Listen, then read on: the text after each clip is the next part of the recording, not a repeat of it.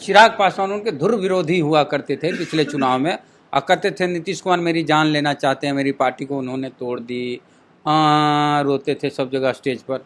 वही चिराग पासवान अब कह रहे हैं कि नीतीश कुमार को भारत रत्न से नवाजा जाए। चिराग पासवान जी गिरगिट के जैसा जो बदल रहे हैं रंग अपना, यही कह रहे थे कि उन मानसिक रूप से वो स्वस्थ नहीं है, इनका इलाज कराना चाहिए कह रहे थे, और आज ये बात बोल रहे हैं। पीके जी पी जाएंगे मनोज भारती को, और क्या। पीके जी मनोज भारती को पिएंगे कि आरजेडी को पिएंगे? यादव खुल के बढ़ चढ़ के हरियाणा में बीजेपी को वोट किए। इस पर मैं कुछ नहीं कह सकता। मैंने दलित बीजेपी को वोट दिया ना सर हरियाणा में। प्रतीत होता है ऐसा कि दलितों ने कुमारी शैलजा के का जो अपमान जैसा हुआ उसको बर्दाश्त नहीं करके गई है, बीजेपी को वोट देती। लगता तो यही। कुमारी शैलजा वहां दलितों की एक अच्छी बड़ी चेहरा थी, लेकिन उसको अंतिम समय तक नकारा गया। कांग्रेस ने अपमान किया, हुड्डा ने अपमान किया। हुड्डा माने कांग्रेस। राहुल गांधी पूरे सब जगह करें दलित दलित दलित दलित पिछड़ा दलित पिछड़ा दलित पिछड़ा, जातीय जनगणना, आरक्षण बढ़ाओ। जब ईवीएम खुला तो इसको मुंह में मुंह मिलना चाहिए। जब मुंह में मुंह नहीं मिला, रिजल्ट दे दिया गया है। हरियाणा के चुनाव में ऐसा लग रहा था कि कांग्रेस की सरकार वहां बनेगी और भाजपा के खिलाफ एंटी इनकम्बेंसी का मामला है और वहां इस बार कांग्रेस सरकार बनाएगी। लेकिन ऐसा क्या हुआ कि कांग्रेस जो लग रहा था कि सरकार बनाने वाली है, ऐन वक्त पे ऐसा हुआ कि कांग्रेस के हाथ से पूरा चुनाव निकल गया। रिजल्ट आया, पता चल गया कि जीत भाजपा को हुई, कांग्रेस हार गई। तो क्यों ऐसा हुआ, बात करेंगे। बिहार में आरजेडी के बड़े नेता हैं उदय नारायण चौधरी साहब, दलित समाज से आते हैं, स्पीकर रहे बिहार विधानसभा में 10 साल। आप सर महागठबंधन से हैं, आरजेडी कांग्रेस का गठबंधन है, क्या लगता है कि वहां क्यों हार हुई? क्या गठबंधन आम आदमी पार्टी से नहीं करना भारी पड़ गया या फिर और कोई मामला? देखिए, मैं तो हरियाणा के चुनाव में गया नहीं, जितना देखा जितना समझा वो यहाँ से मीडिया के माध्यम से, अखबार के माध्यम से, आप सब लोगों के माध्यम से हम सुनते समझते रहे, या अखबार जिसमें हमको ऐसा लगता है कि जिस तरीके से भाजपा शांत बैठी थी और अंदर अंदर कार्रवाई कर रही थी, इसका मतलब ये लगता है कहीं ना कहीं कुछ न कुछ खेल हुआ है। मतलब बता रहे हैं, कुछ खेल हुआ है चुनाव में। अब खेल क्या हुआ उसके बारे में हम अभी नहीं कह सकते, बात निकल के आएगी। जैसे लोकसभा के चुनाव में खेल हुआ, चुनाव आयोग ने कभी सही गिनती नहीं बताया, सही रिपोर्ट नहीं बताया। उसी तरह से हरियाणा में भी अब तक सही कोई बात नहीं बताया जा रहा है। कितना वोटर थे, कितना पोल हुआ, कितना रिजेक्ट हुआ, वो मोटा मोटी चल रहा है। बैंक खुलता है अब बंद होता है तो पहले मुंह में मुंह मिलाया जाता है पैसा का, अगर टैली कराया जाता है, और जब तक कि मुंह में मुंह नहीं मिल जाए तब तक बंद नहीं होती है बैंक। वो कैशियर वहीं के वहीं रहेगा, मैनेजर वहीं के वहीं रहेगा। ठीक उसी तरह से है ईवीएम। जब ईवीएम खुला तो इसको मुंह में मुंह मिलना चाहिए। जब मुंह में मुंह नहीं मिला, रिजल्ट दे दिया गया है। लेकिन ये तो एक बात हुआ कि कुछ न कुछ खेल हुआ है। दूसरी बात ये हमको बाहर से समझ में आती है कि कांग्रेस का इंटरनल जो वहां हरियाणा का पॉलिटिक्स रहा उसका भी कुछ असर रहा। जैसे सर, इंटरनल पॉलिटिक्स का मतलब यह है, कुमारी शैलजा वहां दलितों की एक अच्छी बड़ी चेहरा थी, लेकिन उसको अंतिम समय तक नकारा गया। चुनाव के कुछ दिन पहले राहुल जी ने उनको ले जाके मिलाया और सब किया, लेकिन वो परकुलेट नहीं कर सका बूथ तक बात। शायद बूथ तक जाती तो इसका, तो मुझे लगता है, और हरियाणा में अच्छी खासी आबादी है दलितों की, बहुत अच्छी आबादी है, तो दलितों ने शायद अपने नेता कुमारी शैलजा का अपमान बर्दाश्त नहीं किया, जिसका परिणाम कांग्रेस ने अपमान किया। कांग्रेस ने नहीं, हुड्डा ने अपमान किया। हुड्डा माने कांग्रेस। अरे भाई बात समझिए, राहुल जी तो चाहते ही थे मिलाना सबको, सम्मान देते ही हैं राहुल जी, लेकिन वहाँ की जो लोकल पॉलिटिक्स थी उसके कारण ये परिणाम हुआ है। लेकिन इस पर तो विचार करना होगा राहुल जी को। तो इसमें एक बात आ रही सर कि वहाँ जाट बनाम अदर कास्ट एकजुट हो गए, जाट बनाम गैर जाट की लड़ाई हो गई। ऐसा दिलीप मंडल जो बड़े पत्रकार, उन्होंने भी लिखा कि राहुल गांधी कहते थे कि दलित पिछड़े एक हो जाओ, और यही काम हरियाणा के दलित पिछड़ों ने किया है। दलित पिछड़े एक हो गए, यादव भी दलितों के साथ हुए और भाजपा को वोट दे दिए। तो अगर दलित पिछड़े सब एक हुए राहुल गांधी के कथनानुसार और दिलीप मंडल जी जो कहते हैं, तो इसका मान यही ना हुआ कि हम फांसी लगाने के लिए जा रहे हैं, लगा लिया दलित पिछड़ा लोग। ऐसा थोड़े है। जगने का माने ये नहीं है कि आप अंबेडकर के विरोध में भाजपा में चले जाइए। अंबेडकरवाद एक अलग चीज है, और इसीलिए अंबेडकरवाद को लेकर के सभी लोगों ने नारा दिया कि पिछड़े, अति पिछड़े, दलित, आदिवासी सब एक खेमा में आई, अल्पसंख्यक। लेकिन अब कोई इसको दूसरे तरह से इंटरप्रेट करता है, दूसरे तरह से कैस करता है। तो जो दलित जाता है वो इसका मतलब यह है कि वो अपना कर रहा है। जो डॉक्टर भीमराव अम्बेडकर को नहीं मानता है, जो संविधान को नहीं मानता है, हम उसके साथ चले जाएंगे। चाहे जितना भी नुकसान हो जाए हमको, हम उसके साथ तो नहीं जा सकते हैं। यादव का वोट पूरी तरह बीजेपी में गया है सर। यादव के जो जिले हैं 4 जिले, उसमें एक भी सीट बीजेपी के अलावा किसी और को जीतने नहीं दिया गया। यानी यादव खुल के बढ़ चढ़ के हरियाणा में बीजेपी को वोट किए। हम तो यहाँ से इस बारे में कुछ नहीं कह सकते। दिलीप मंडल लिखे हैं ना। हाँ, तो मंडल जी को जानकारी होगा, मंडल जी ने लिखा है। मेरे जानकारी में, मेरे नॉलेज में इस तरह की कोई बात नहीं है। लिखे जाट माने यादव लैंड में भाजपा की प्रचंड जीत हुई, प्रचंड जीत हुई। कुछ नहीं मैं कह सकता। हाँ?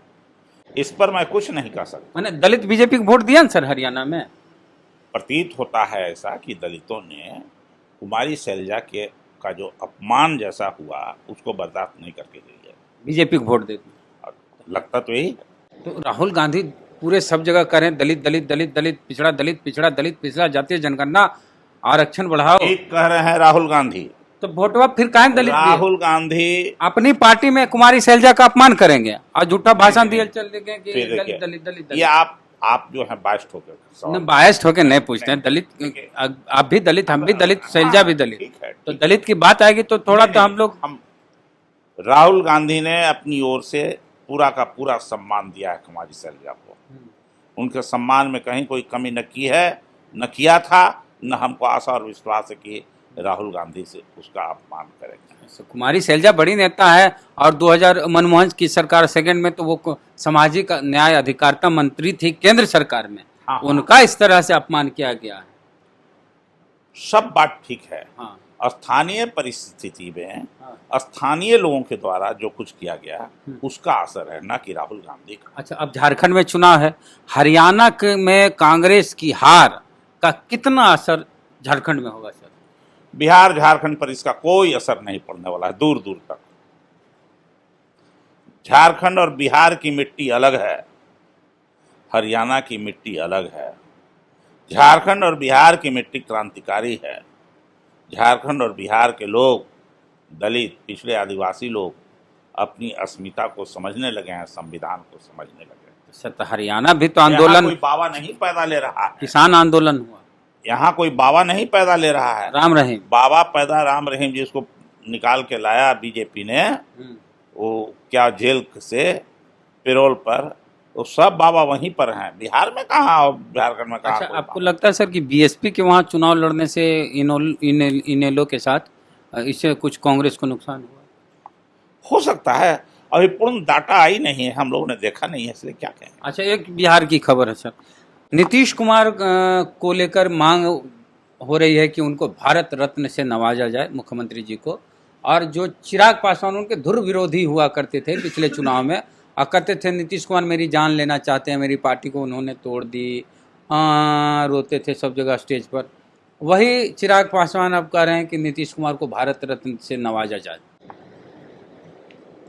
भारत रत्न इस देश का सर्वोच्च पद है, से है मैंने क्या उसको कहेंगे, सर्वोच्च नागरिक सम्मान है, नागरिक सम्मान है, और सभी बड़े लोगों को दिया गया है। आज तक कर्पूरी ठाकुर जी को भी नहीं ना दिया, मिल गया, कर्पूरी जी को दे दिया। आज तक जगदेव बाबू को नहीं मिला, कांसी राम जी को नहीं मिला, काशी राम जी को नहीं मिला, ध्यानचंद मेजर ध्यानचंद को नहीं मिला, मेजर ध्यानचंद को नहीं मिला, ज्योतिबा फुले को नहीं मिला। हाँ, ज्योतिबा फुले, ये सब जितने लोग थे इनको नहीं दिया गया। और तो और बिहार में ये जो राम जयपाल सिंह या जो थे उनको भी अब तक नहीं दिया गया। अब झारखंड के राम जयपाल सिंह मुंडा, हाँ, जयपाल सिंह मुंडा, उनको आज तक नहीं दिया गया, उनको देना चाहिए था। कांग्रेस के बाबा साहब के साथ वो थे, संविधान जब लिखा जा रहा था जयपाल सिंह मुंडा आदिवासियों का पक्ष रखे थे मजबूती से, और हॉकी के बहुत बड़े खिलाड़ी भी थे।